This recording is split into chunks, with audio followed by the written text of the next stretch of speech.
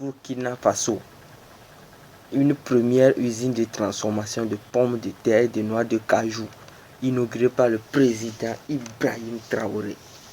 Ouais, le gars il est venu en force même, hein. Il n'y a pas horreur dedans. Mettez en commentaire ce que vous en pensez. Suivons la vidéo jusqu'à la fin et puis on fera une conclusion. Restez scotchés.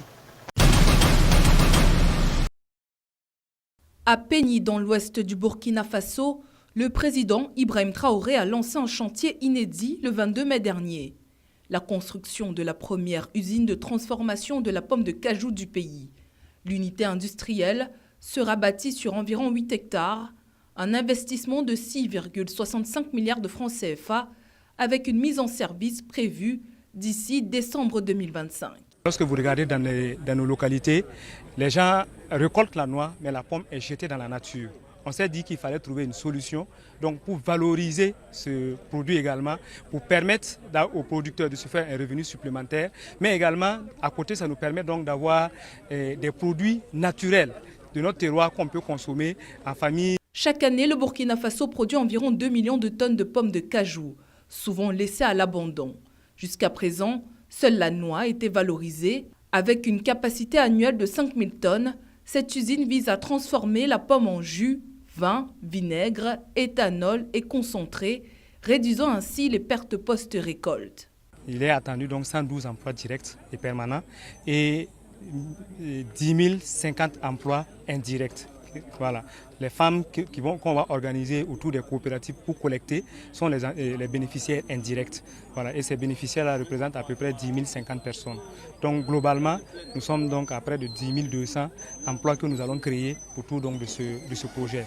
En termes de valorisation également, c'est à peu près 500 millions qui seront injectés dans l'achat de la pomme chaque année pour pouvoir permettre la transformation.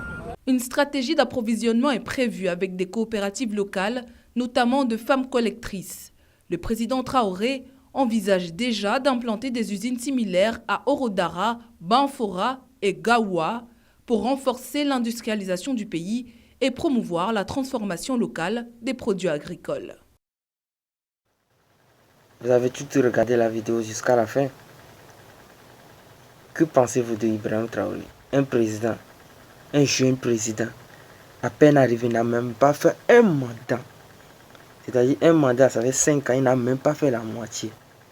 Il a en train de faire des exploits pour son pays, pour que sa population soit à l'aise. Des exploits pas possibles. Pourquoi ne pas applaudir ce président?